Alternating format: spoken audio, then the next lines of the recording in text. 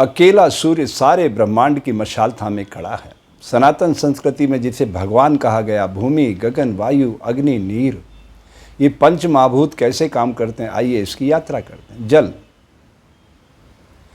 जल की एक एक बूंद में औषधि शक्ति का खजाना छुपा हुआ है। आप अपने शरीर के कुल वजन का 5% भाग जल दिन भर में पीकर देखिए। आपका 80 किलो वजन है तो 4 किलो, मेरा 68 किलो है तो मुझे 3 किलो 400 ग्राम, किसी का 100 किलो है तो 5 किलो, ऐसा पानी पी के देखिए। पृथ्वी, बोए बीज का विस्तार। हमारे मुख में 32 दांत हैं। हर बाइट को 32 बार चबाना सीखिए। भोजन प्रसन्नता से ग्रहण करना सीखिए तथा भोजन करते समय टीवी, बातचीत, मोबाइल कुछ नहीं, पूरा फोकस भोजन पे करिए। आप देखिए क्या चमत्कार घटित होता है। आकाश ध्वनि से प्रकट होता है।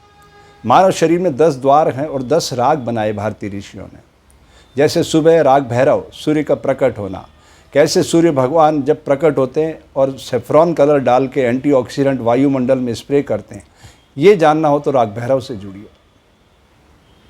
वायु सबकी लीडर है लेकिन दिखाई नहीं देती, सबको गतिशील करती है। ऐसी लीडरशिप हमें भारत में पैदा करना है। और अग्नि का प्रतिनिधि सूर्य है। जहाँ भी आप अग्नि प्रज्वलित करेंगे वो आसमान की ऊंचाई नापती है, यानी ऊपर की ओर जाती है, अपने भीतर पवित्रता को धारण करती है। यही संदेश हमें भारतीय संविधान देता है। हमारे एक एक वोट से सारी शक्ति संचित होती है और विराट सागर के स्वरूप में सामने आ जाती है। हमें इसका ठीक से इस्तेमाल करना सीखना है। अगर हम ऐसा कर सकेंगे तो भारत दुनिया का सबसे खूबसूरत लोकतांत्रिक देश बनेगा, जहाँ कोई भी राजा और रंक नहीं रहेंगे। सब बराबरी पे एक साथ बैठकर, मिलकर, एक दूसरे का आदर करते हुए आगे बढ़ेंगे। तो एक खूबसूरत लोकतांत्रिक देश बनेगा भारत। और ये खूबसूरत मानव तब आकार लेगा जब आप योग की धारा में उतरने का ईमानदारी से प्रयास करेंगे। योग इज़ 1 to 1। ये भ्रम है कि हजारों लोग एक साथ योग कर सकते हैं। प्रकृति ने हर शरीर को एक नए क्रिस्टल के रूप में, एक नई ऊर्जा के रूप में प्रकट किया है। कोई दो व्यक्ति एक जैसी क्रिया करने पर एक जैसा परिणाम नहीं पा सकते। भारत सरकार कसरत को प्रमोट कर रही है योग के नाम पर। योग में ये जो पंच महाभूत हैं, ये कैसे काम कर रहे हैं, इनकी शक्ति हम अपने भीतर कैसे उतार सकते हैं, इसके बारे में जीवन दर्शन है ऋषियों का। आत्मा परमात्मा के मिलन की कहानी है योग। और प्रकृति ने हम सबको स्वतंत्र पैदा किया है, तो हमारी सबकी अपनी अपनी यात्रा है। अकेले ही आए हैं, अकेले ही जाना है। कोई किसी के साथ नहीं चल सकता।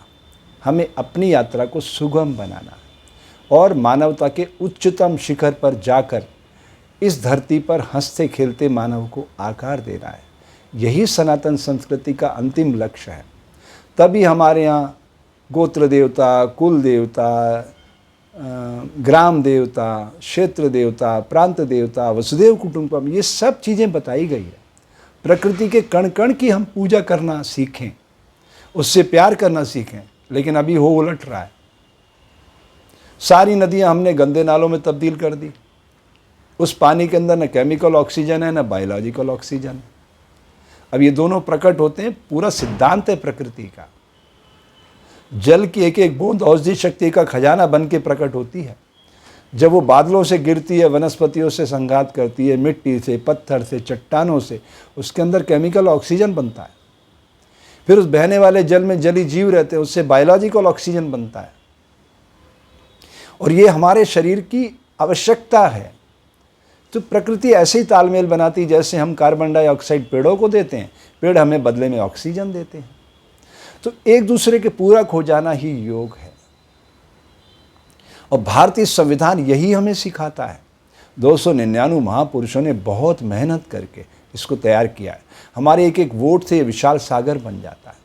जब हम अच्छे लीडर पैदा करेंगे, अच्छे सच्चे लोकतांत्रिक मूल्यों में विश्वास करने वाले बच्चों को मौका देंगे, तो भारत एक खूबसूरत लोकतांत्रिक देश में तब्दील होगा। और ऐसा हो सकेगा तो दुनिया खुशहाली के गीत गाएगी। सारी दुनिया भारत के चरणों में आके बैठेगी। हिंसा किसी भी सभ्य समाज की अभिव्यक्ति का माध्यम नहीं है। देर सवेर हमें सनातन संस्कृति के परचम को लहराना ही होगा। अगर हम चाहते कि दुनिया खुशहाली के गीत गाए, तो हमें सनातन संस्कृति के वैभव को ठीक से आत्मसात करना सीखना होगा। और 3 प्रयोग ये मैं आपको बता के आज अपनी वाणी को विश्राम करूंगा। दांत का काम आंत को देने से वात रोग होता है। दोनों समय पेट साफ न रखने से पित्त रोग होता है और नकारात्मक सोच रखने से कफ रोग होता है। और वात, पित्त और कफ का संतुलन ही पूर्ण स्वास्थ्य का परिचायक है। हर शरीर की क्षमता प्रकृति ने अलग अलग बनाई है। चींटी से हाथी तक जितने जीव बनाए हैं उन सब की क्षमता अलग अलग है। इसी तरह से मानव जाति में हर शरीर को एक नए क्रिस्टल के रूप में प्रस्तुत किया। उस क्रिस्टल का बेहतर उपयोग करने का हमारे पास कोई मॉडल नहीं है, कोई रोड मैप नहीं है, जबकि प्रकृति हर नवजात शिशु को एक नए स्वरूप में ढालती है। तो नैसर्गिक क्षमता का विकास करने के लिए अगर हम रोड मैप ला सकें, वो मॉडल ला सकें, तो हर बच्चा इस धरती पर आने वाला विवेकानंद से, बिल गेट्स से, सुंदर पिचाई से कम नहीं होगा। हर बच्चा अपने अपने क्षेत्र का फनकार बनेगा, चाहे वो किसी भी क्षेत्र में हो। वो संगीत में होगा तो उच्च कोटि का संगीतज्ञ बनेगा, टीचर होगा तो उच्च कोटि का शिक्षक बनेगा, साधु होगा तो उच्च कोटि का साधु बनेगा, लीडर होगा तो उच्च कोटि का लीडर बनेगा। हर क्षेत्र में प्रतिभा अपने आप निखरती चली जाएगी। बस हमें इतना करना है कि हर बच्चे की नैसर्गिक क्षमता को पहचानने का एक नया कॉन्सेप्ट डेवलप करना है। और ये कोई कठिन काम नहीं है। आप ये 2-3 प्रयोग करिए, आपको समझ आ जाएगा कि आपके घर में जो बच्चे आ रहे हैं वो किस तरह से आगे बढ़ सकते हैं। जिस कार्य को करते हुए बच्चा आनंद की अनुभूति करता है ना, बहुत खुश हो जाता है, बहुत खुश हो जाता है। उसे थकान नाम की चीज़ रोकती नहीं है। तो समझ लीजिए उस बच्चे की नैसर्गिक क्षमता उसे उस दिशा में आगे बढ़ने के लिए प्रेरित कर रही है। एक डॉक्टर 10-12 साल मेहनत करने के बाद बन जाता है, वो कहता मुझे IPS बनना है। तो भैया तुमने 12 साल खराब क्यों किए? एक IITN बनने के बाद बोलता मुझे तो IAS बनना है, तो मुझे फिर तकलीफ होती है। अरे भाई, इतना समय आपने खर्च किया, आप मानव जाति के कल्याण का सबब बन सकते हैं। एक डॉक्टर स्वास्थ्य प्रदान करता है समाज को, एक इंजीनियर बहुत ही नवीनतम टेक्नोलॉजी के साथ दुनिया के जीवन, मानव जाति के जीवन को सरल बनाता है।